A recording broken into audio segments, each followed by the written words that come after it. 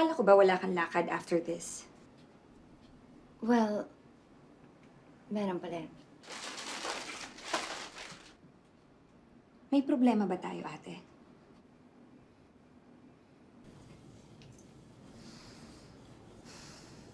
So, kamusta ang Chino?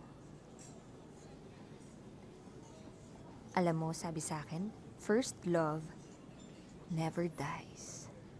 Pero, sa akin, first is the best.